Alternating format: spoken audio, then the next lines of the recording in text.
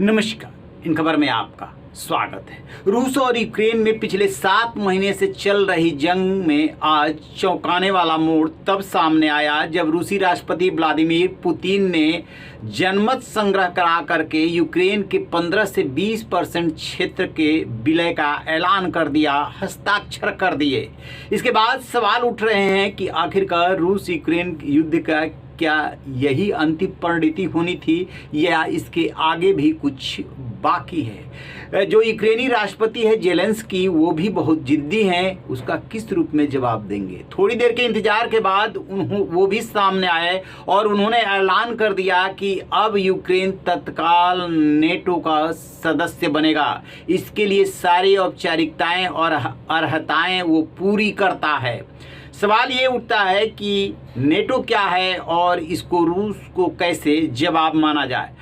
NATO जो है 1949 में स्थापित 30 देशों का एक सैन्य संगठन या सैन्य समूह है, जिसमें किसी भी देश पे किया गया हमला इन सभी देशों पे हमला माना जाता है। यूक्रेन को यूं तो अमेरिका और पश्चिमी देश इस जंग में मदद कर रहे हैं, लेकिन अभी बैक में रह करके मदद कर रहे हैं, सीधे जंग में शामिल नहीं हो रहे हैं। रूस और यूक्रेन में जो जंग छिड़ी वो इसी बात को लेकर छिड़ी कि यूक्रेन धीरे धीरे पश्चिम के नज़दीक चला गया और रूस को लगा कि यदि यूक्रेन नेटो का सदस्य बन जाता है तो अमेरिका समेत तमाम पश्चिमी देश उसकी सीमा पे आकर के खड़े हो जाएंगे और उसकी सुरक्षा के लिए बहुत बड़ा खतरा हो जाएगा।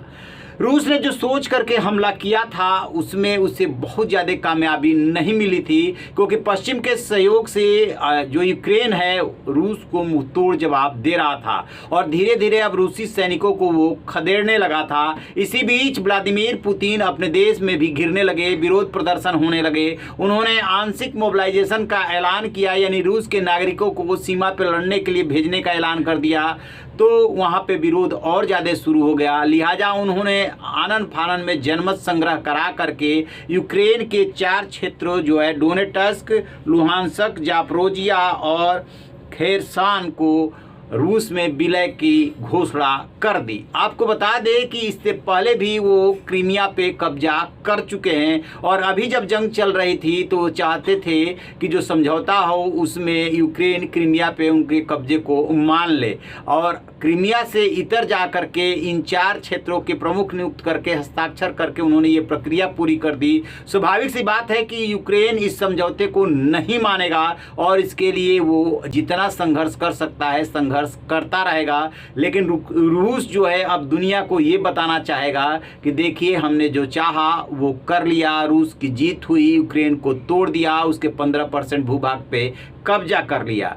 इससे पहले इस मुद्दे को लेकर के जब यूएन सिक्योरिटी काउंसिल और यूएन की बैठक हुई उसमें जो है उसके यूएन के महासचिव जो हैं गुटरेस, उन्होंने इसे बहुत बड़ा खतरा बताया था। अब अंदाज़ा लगाइए कि रूस ने यूक्रेन पे कब्जा किया, जंग के लिए मजबूर किया। रूस यूक्रेन में जो है जंग हुई, 7 महीने तक चली। उसके बाद यदि उसके भूभाग पे कब्जा होता है, यूएन तमाशबीन बना रहता है, तमाशबीन होकर के देखता रहता है, तो यूएन की सार्थकता पे भी सवाल उठेंगे और यूक्रेन आगे क्या कदम उठाता है ये भी देखने वाली बात होगी। जैसे इसको लेकर के अपडेट मिलेगा आपसे साझा करेंगे। रहिए बेखबर, देखते रहिए इन खबर। Thank you.